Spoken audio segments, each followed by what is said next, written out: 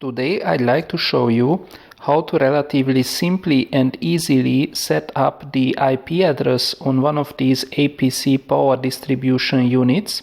Then next we're gonna look at how to set up the web GUI for web managing this device. Then finally we're gonna set up SSH to be able to log in securely into this box.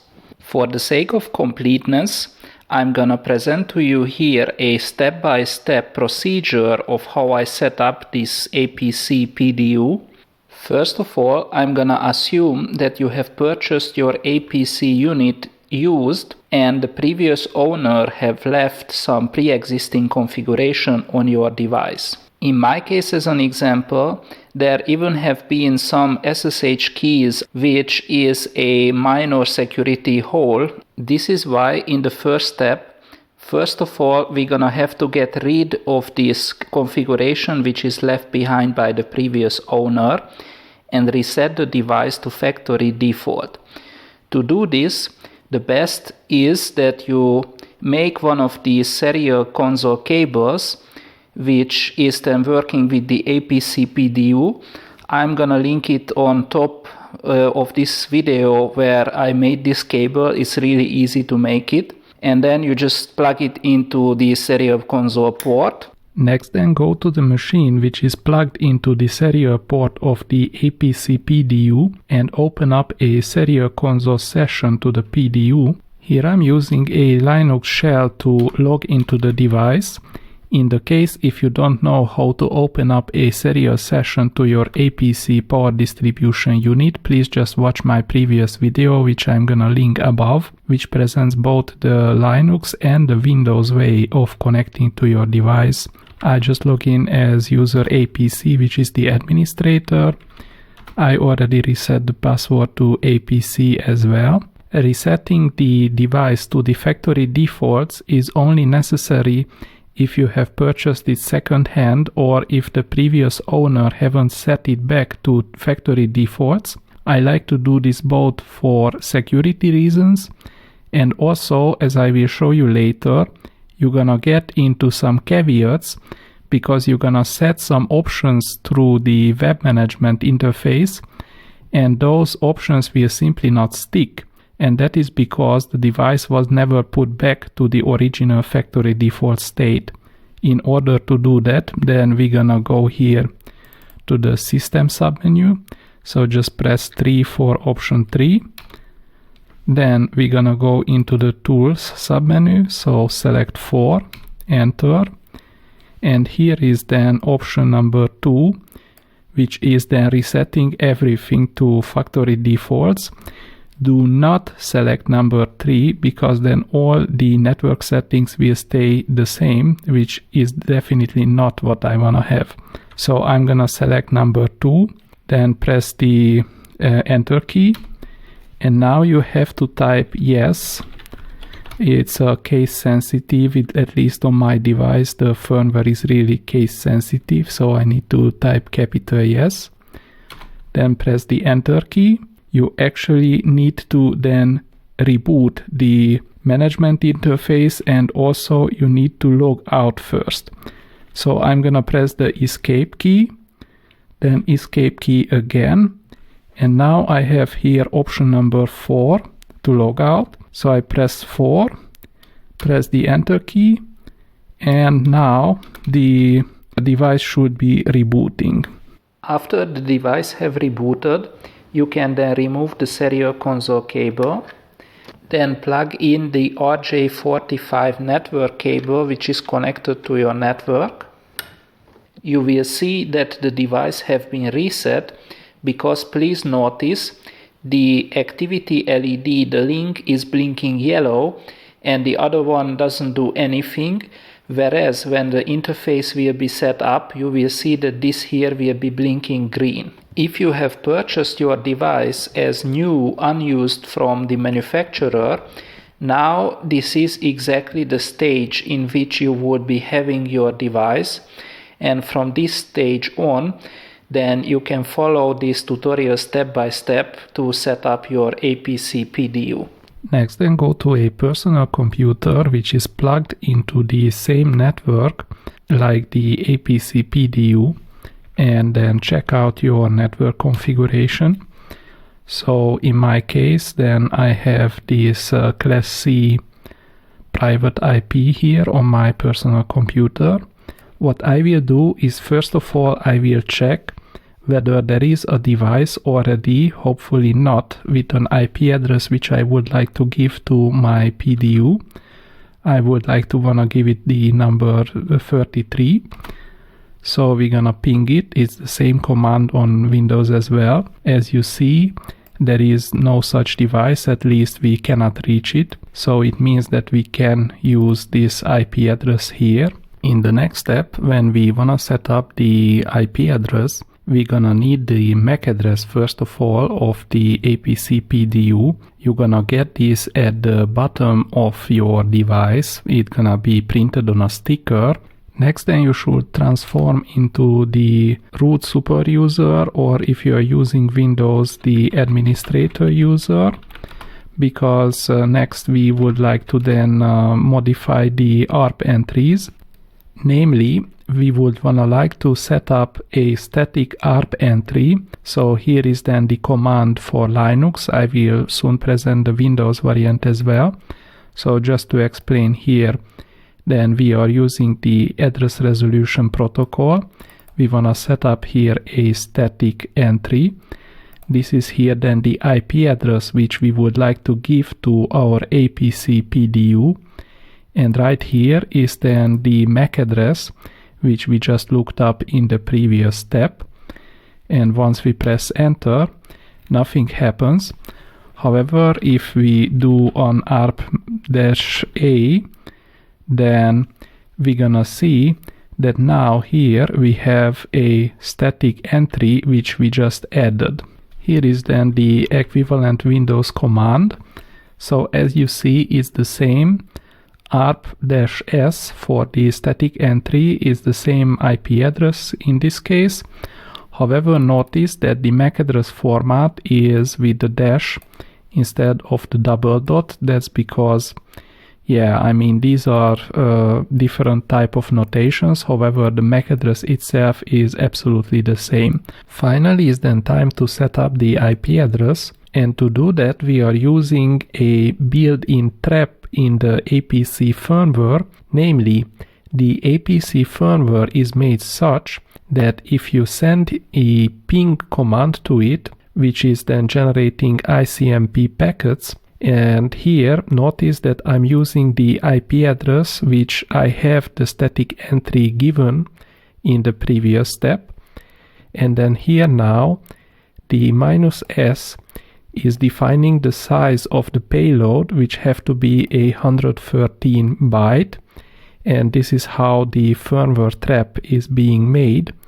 Once I press the enter key, then practically we're gonna send ICMP packets to this entry here, to which we do have already a static ARP.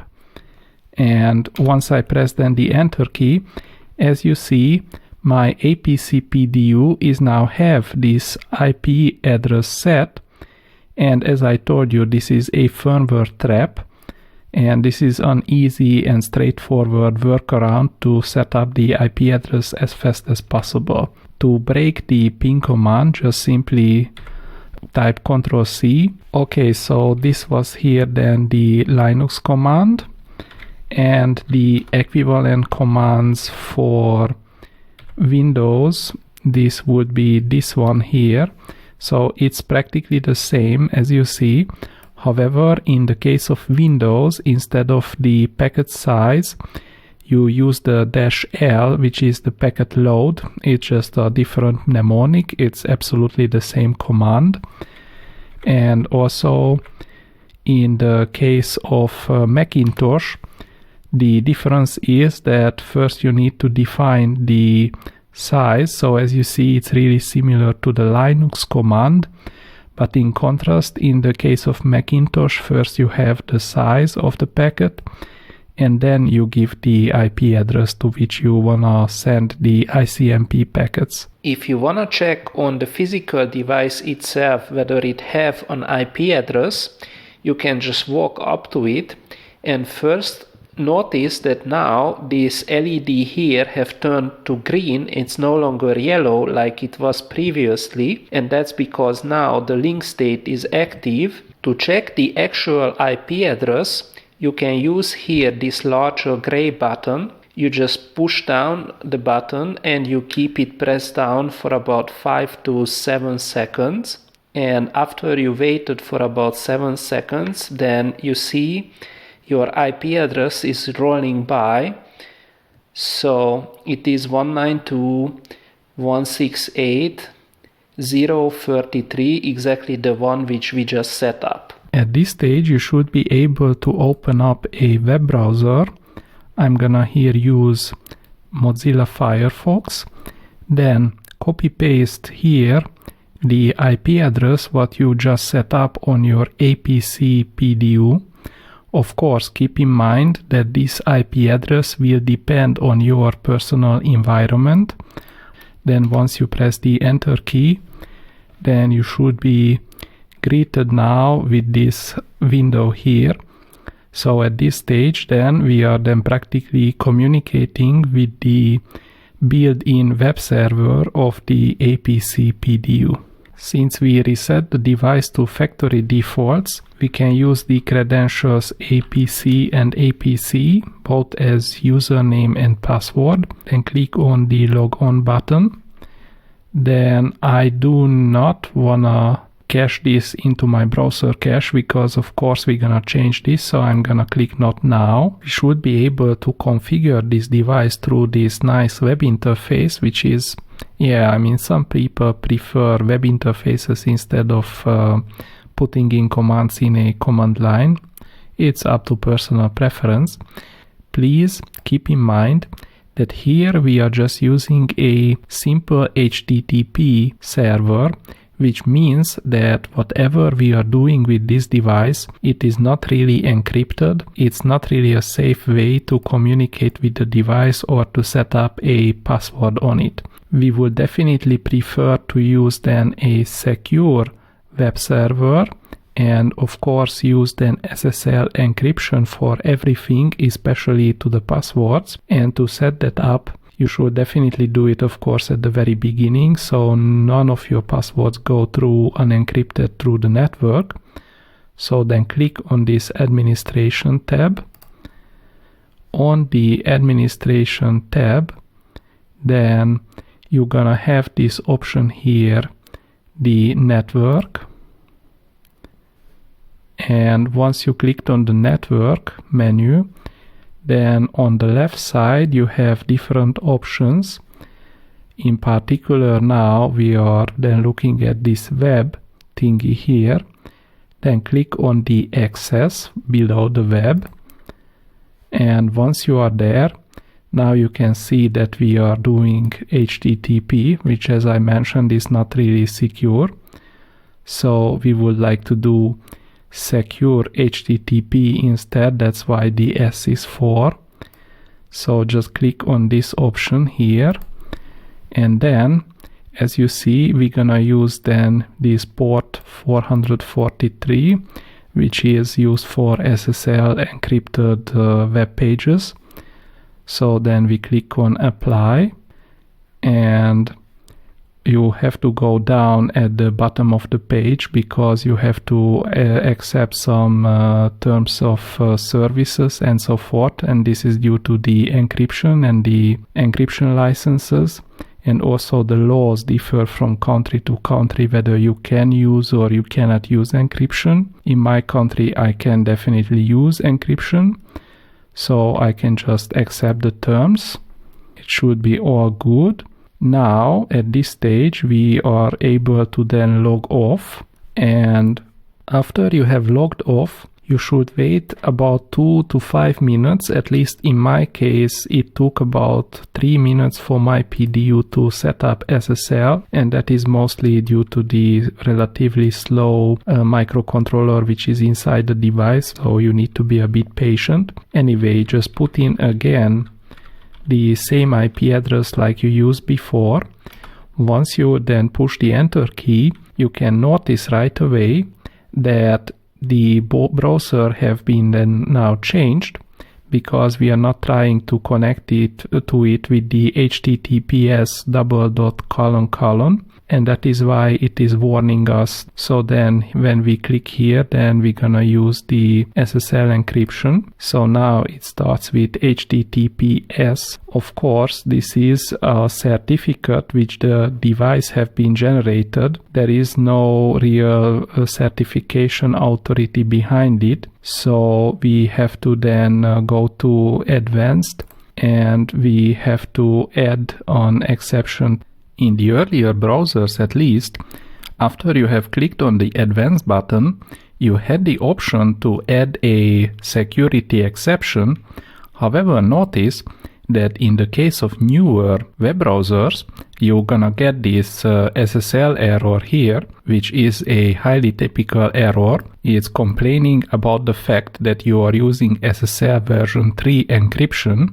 You may ask, of course, why I can no longer add now this security exception, and here is your answer. So as you see, in 2014, these security engineers who were working for Google, they found the security vulnerability also for SSL version 3, and practically it just meant that SSL is not as secure as people have earlier thought about, and this is why newer browsers do not allow you anymore to use SSL encryption.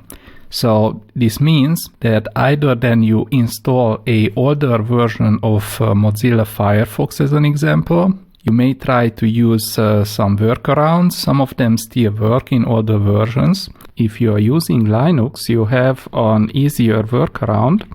So personally, as an example, I found that Conqueror is still working. So if you then put in now your IP address here, then you're gonna get greeted with the same. You just click on the secure connection, which then should now open the SSL encryption. Indeed, here you go. Anyway, so you just click on continue, and then you have the option to actually accept here this certificate.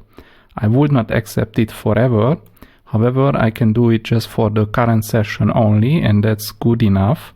After you have then clicked on adding the exception, you should be then greeted again with the login page, and you can notice here now we are using HTTPS. Of course, some of you will be definitely now cringing and saying that you just showed us the Google white paper, which explicitly stated the SSL encryption is no longer secure. I agree with you. However, keep in mind that these APC devices often do not support TLS encryption, and in my personal view, it is still better to have some form of security than no security at all, and it's really a bad idea to send your passwords over the network unencrypted. Even though this APC unit is sitting in my personal network behind a firewall, nevertheless, it's just good practice from the very beginning. Furthermore, in the future, hopefully I will be able to upgrade the firmware of this APC PDU, and then it will support TLS encryption.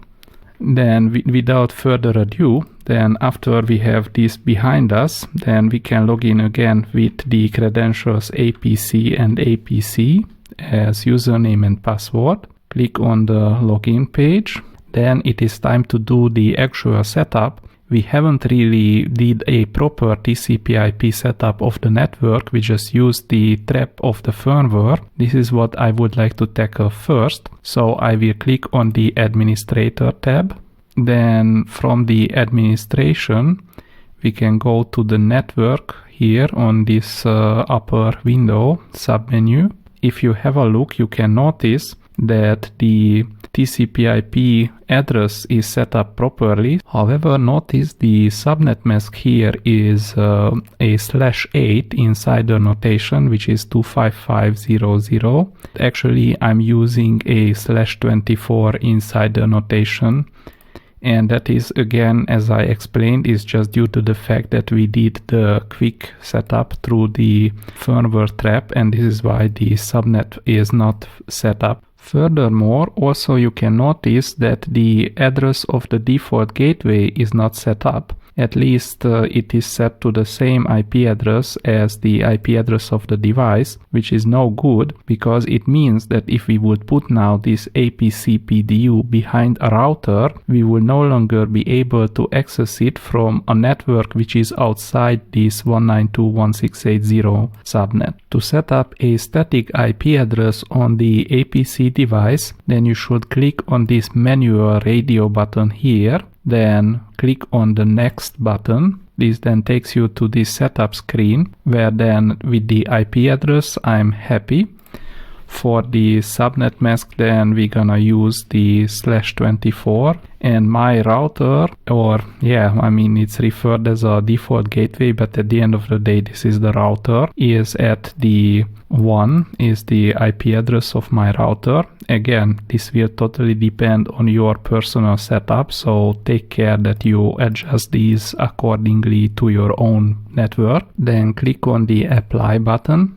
Then wait a minute when it comes back to the next page. As you see, the subnet mask is now changed. However, the default gateway is still not happy in spite of us setting it up. And that is because if you check, it even tells you explicitly that some configurations will require a reboot, which we're gonna take care a little bit later. Then it is time to then click on the security tab, and now we're gonna then define a real username and password. I'm gonna leave the username APC because it's relatively easy to remember, of course, and we would need to also set up a different administrator otherwise. Then the current password is APC, and then put in some real password which you use for your devices. And once you then use the password twice, so you put it once, then you confirm it, click on the apply button. Now if you want, you can cache it. I do never wanna cache anything. It is then time to actually go and log off. At this stage, then you should definitely remember the password what you set up here, otherwise you need to reset the device again to the factory defaults. After you have logged off, then you have this window here. You should wait about 30 seconds because the microcontroller is really slow, and then you can click on the logon button, and then you will be back with the login page. So now I will use APC and the new password which I just set up on it. And bam, we are back in the configuration, and it's then time to go further with the other setup procedures. By the way, when it comes to the network setup, if we go back to the network tab in the administration menu, then now you see after we logged off, the default gateway is set up properly, which is fine. The subnet mask is also fine. And some of you might wanna set up, instead of a static entry, you might wanna use DHCP. You then just select DHCP. However, there is a caveat here. So after we click the next button, and you would think that you just click apply and everyone is happy, and you couldn't be more wrong.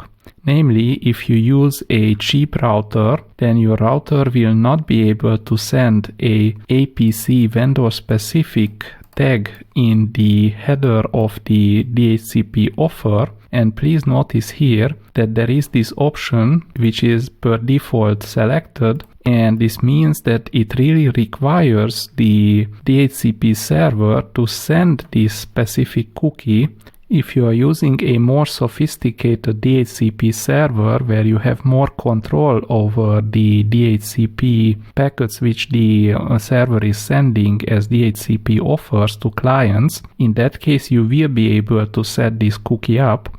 However, as I said, in the cheap routers there is just no option for it. So next what I would wanna do is actually set up the SSH, so the secure shell, instead of the standard telnet, because again telnet is completely clear text and we don't like that.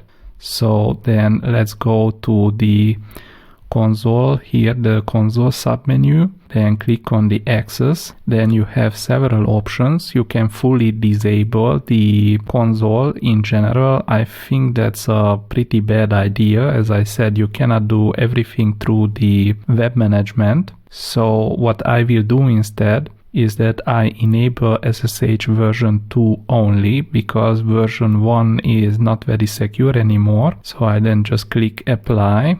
So I'm gonna accept the terms, and now the device should be then set up through SSH version 2, should be accessible. However, to make sure that this setting have taken effect, it's always a good idea to click log off. After you have enabled SSH version 2 and you clicked the log off button here in the web interface so that your changes take effect, then you should wait in this log off window for about up to 2 to 3 minutes. It takes a while to generate the SSH crypto keys. After you have waited, then you should be able to go to a Linux shell, or if you have a Windows computer, then you should be able to use PuTTY, even though I must say in this case I have not tested this with PuTTY. So yeah, we should be able to log into the device using SSH, the secure shell, then -2 since I wanna enforce SSH version 2 in this case, since I'm not sure whether the APC PDU is really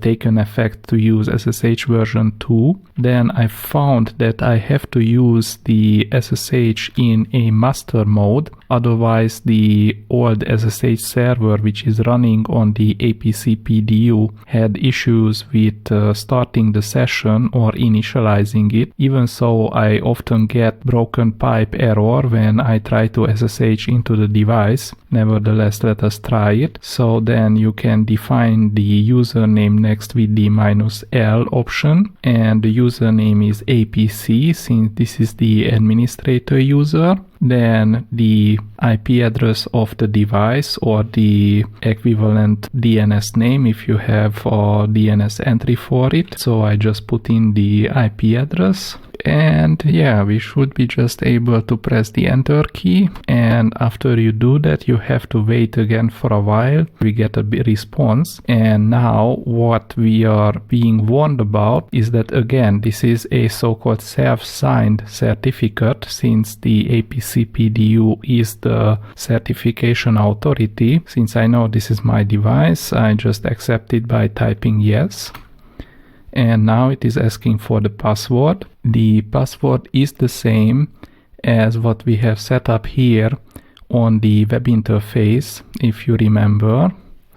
Okay, so after putting in the secure password, so it is being encrypted. As you see, we can communicate with the device. We have the same options just as earlier through a serial console. And if we press the number 4 as an example, the logout, then it keys the session and it returns us to the original shell. Most of the other settings you can do nicely from this web interface. It is relatively intuitive. You should be able to set up things as you like. For setting up the simple network management protocol, especially the SNMP version 3, and doing some automation with the device is beyond the scope of this video. This is already a quite long video anyway. Firmware upgrade, if I find a newer firmware, that is also a different video. Hopefully I can take care of this SSL issue here and update the device then to use TLS encryption. And yeah, I think this is pretty much the overview of the configuration of this APC PDU. I hope you learned something from me today from the donkey. Many thanks for watching.